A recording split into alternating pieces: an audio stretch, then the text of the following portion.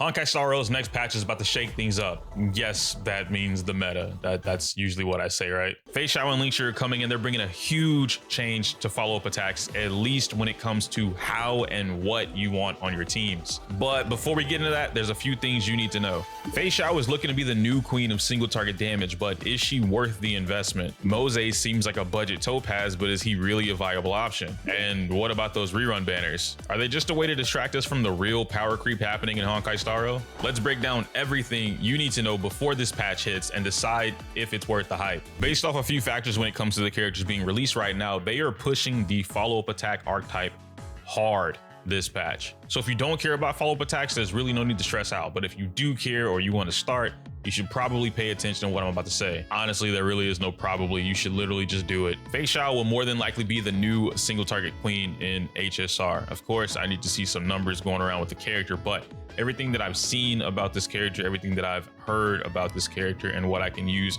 based on my own insight about the game and the character, it really feels like they're trying to bring an Acheron level character, but purely in the case of single target. Now, based off what I know and just how I think about the game, I don't think it's so much that they're going for her to be single target and they want an Acheron that just happens to be single target. I think what they're doing is they're trying to expand on, or fill the board, I should say. They're expanding all the different archetypes of the different team comps that you can build and the different characters that you can put on these team archetypes. So no more will it be like, hey, you want an Acheron team, you only play Acheron? Okay, these 3 characters are the only ones that go on the Acheron team. Or hey, you want to play the follow-up attack team? Okay, well, the premier follow-up attack team is going to be Ratio, Topaz, Aventurine, and then Robin, right? So now they're trying to make it a little bit more diverse with what they're bringing to the table. So if you were already building follow-up attacks, Ratio would have been something that you got for free depending on when you started. Topaz might have been something that you picked up on literally her previous rerun. We just had Topaz a few months ago. So you might have picked up Topaz already. This is a perfect time to pick up her light cone or pick up her E1, but we'll talk about that in a bit. And then of course for your sustain, Aventurine would be something that you would want to pick up. But now we have Lingsha, and Lingsha is someone, or an abundance character, who heals. Aventurine gives you shield, so you don't have to worry about taking damage, right? But she heals everyone, she cleanses, and she's going to be able to do follow-up attacks thanks to that little bunny rabbit that she has on the team. So we're not getting 1, but we're getting 2, 3, 4, and possibly 5 new characters, or rather characters, not all new, but we're getting about 4 to 5 characters coming into version 2.5 alone that will be focused around follow-up attacks. So it's very clear they're doing a follow-up attack meta, or pushing this archetype. This is good for a number of reasons for players who have been looking for follow-up attacks, or you've been slowly building your follow-up attack teams. Earlier, I mentioned that HSR is filling the board right now, and that's something that I really don't know how to explain that analogy. It just means that, imagine if you're playing chess or a card game and you're just placing pieces on the board in order to complete what you're trying to do so that you can win the game. I'm honestly not sure where I heard the term from, but I know I use it quite often when I'm playing Pokemon, or again, other card games, and when I'm playing chess with some of the older guys in the park. I'm not actually in the park, big dog, but I do play chess.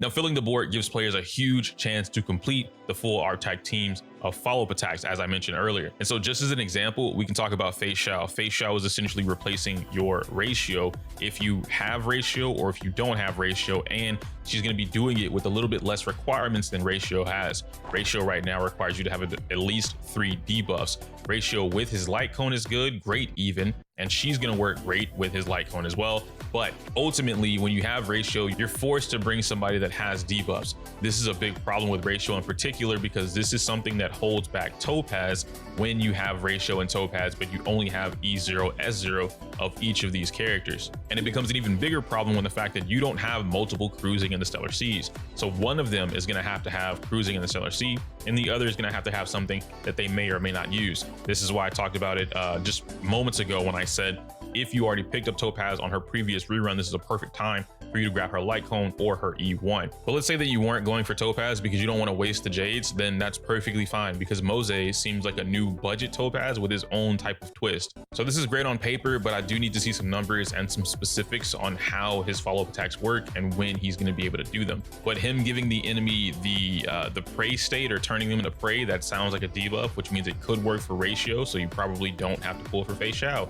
and you can just get a couple Mozes. Or when you're pulling for Feixiao, best case scenario is that you get like a bunch of Mozes, right?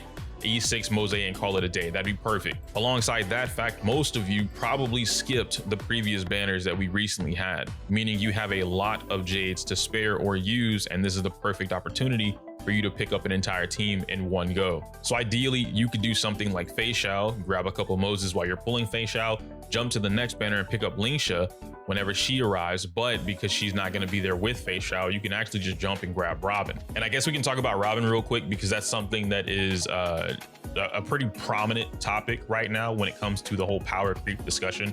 We have Ruan Mei. Ruan Mei is considered the premium support character to have, right? And now Robin is being brought up into that conversation. And as I mentioned in one of my previous videos, it's basically, do you have Mei? Yes. Okay, then you don't need Robin. Do you have Mei? No, then get Robin. Do you have Robin? Yes, then you don't need Mei. Do you have Robin? No, then get Mei.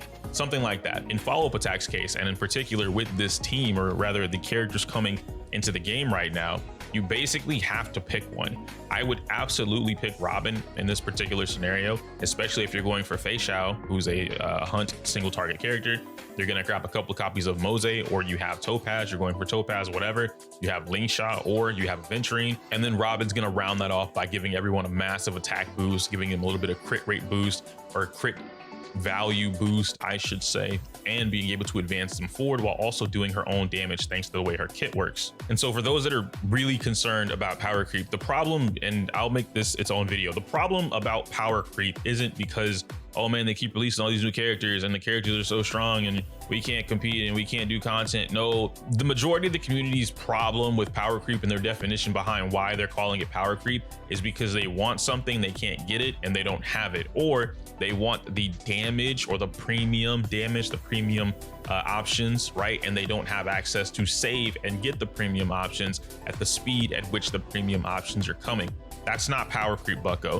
What's happening here is most of these players are not properly saving or planning their pools. Obviously, because I've been in that situation being free to play on the other account as well, and in Genshin lately, you can't help it if you lose a 50-50, you go max pity twice, right? That's happened to me multiple times. I have shitty luck, I get it, but I'm not pulling for every single thing.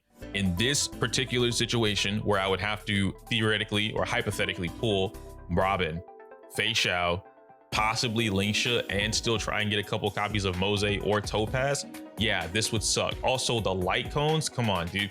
I've told you guys time and time again that light cones are so important in this game. Even if it's just 4-star light cones, you can't get light cones, especially the stronger ones, without pulling on the banner. They don't just come randomly, right? We haven't had a strong event light cone like before the tutorial mission starts in a long time. Even the new Harmony light cone with March 7th on it, this is something that I recommend all players pick up, especially if you have Robin. No, if you have Robin, definitely pick this light cone up, because most of you probably aren't going to have her signature light cone anyway. But point being is that you can't get it without pulling on the current light cone banner, and that sucks because you probably don't want Jiaosho's light cone. But I know we'll go more in depth with their own video, or rather I'll go more in depth with the power creep discussion in its own video. I already have a video on my channel discussing power creep and giving you guys very in-game valid proof that it's not accurate, or rather it's not here yet. But being that it's a few months after that point, or about a month or two after that point, we can revisit the discussion. Sweet, my coffee just got here. Damn, that's strong. Continuing that point, I personally suggest do not grab Topaz if you cannot vertically invest into her or your main DPS.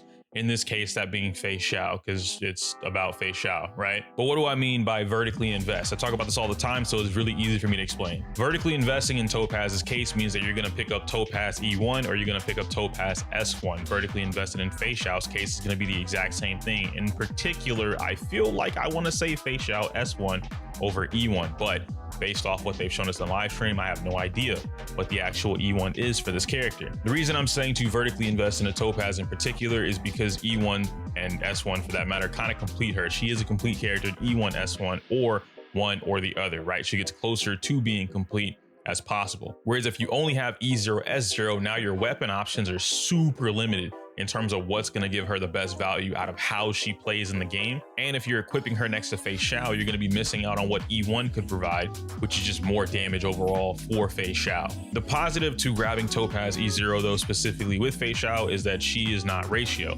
As I mentioned before, Ratio needs the 3 debuffs to be stacked, and Topaz being E1 S1 allows her to provide all the debuffs for Ratio alongside Ratio, so that you don't need anything from that. In Feixiao's case, I don't believe she needs anything for that. She just needs them to attack, and Topaz and Number, you're going to do that on their own anyway. The last thing that I want to talk about here is that the start of multiple rerun banners is not the answer to power creep. Yes, I've seen the discussions going on about that, and yes, I see you guys tweeting or adding me or asking me in the Discord, even the comments of some of their videos, how I feel about current version of power creep and what I think about the rerun banners. Now that they're actually confirmed in here, this is Honkai in This is Honkai Impact 3rd, coded as hell. For those that don't play the game or don't know a lot about the game, let me give you a brief understanding of what I know about it, and somebody else that like is a main HI3 main or whatever, sure can correct me in the comments down below if I'm like screwing something up here, right? Typically what happens for newer players when it comes to Honkai Impact 3rd is that they have a bunch of reruns of their powerful characters or support characters, whatever, essential characters to help build a team. And there's very few moments where it's like, hey, pull this character because she's really strong and will help complete your team free to play or pay to win. But the more reoccurring problem when it comes to these rerun banners is that oftentimes, and I mean the most oftentimes, they will rerun something that is predominantly looked at as very strong, top of the meta, must pick up, whatever. And then the very next banner or the banner after that, they have replaced the character entirely or come up with a brand new character that does the same thing, but better, faster, stronger, whatever. Kafka and Swan are bait banners, in my opinion, especially with the current state of the meta. DOT is not keeping up. In fact, DOT can survive, right? DOT can do its own thing, but compared to the break meta, compared to the follow-up attack meta, or the archetype, I should say, the follow-up attack archetype, the break archetype, Acheron's own archetype, right? She's not, I say this all the time, she's not hyper carry, like she is, but she isn't. It's kind of like her own thing, right? That's the Acheron team, whatever. And then even hyper carry to a certain extent, some of the hyper carry units are just outpacing Dot right now. Dot is not keeping up. It needs a little more. So maybe Honkai Star Rail's next patch will start investing into damage over time, but that's still bad for one of these two characters. Somebody's getting replaced. They'll either make a brand new Kafka who does exactly what Kafka does, but better, stronger, faster, whatever. Or they'll make a brand new Swan who does everything she does, but stronger, probably builds up stacks insanely fast for less work. And Swan doesn't even take a lot of work. Even though I'm saying all this, keep all this with a grain in mind. You don't have to listen to anything that I'm saying if you don't want to. I'm not telling you to do it because like I'm the supreme. What the f do y'all say that I say? I'm the only motherfucker that should be getting praised. Only listen to me, right? No, I'm not telling you to do that, but just be mindful of what you're doing. Rerun banners allow us to save when we know we're skipping and what we know we're skipping for. But if you don't know anything and you don't know what you're skipping for and you don't know what you're building because you're just pulling stuff just to pull it, rerun banners are quite literally the bane of your existence. Anyway, let me know if you're pulling Feixiao or Lingsha or Topaz or Kafka and Swan or Robin in the comments down below. I can't say my usual outro because it's inappropriate for YouTube. Like the video, comment, subscribe, all that fun stuff. Smell you later.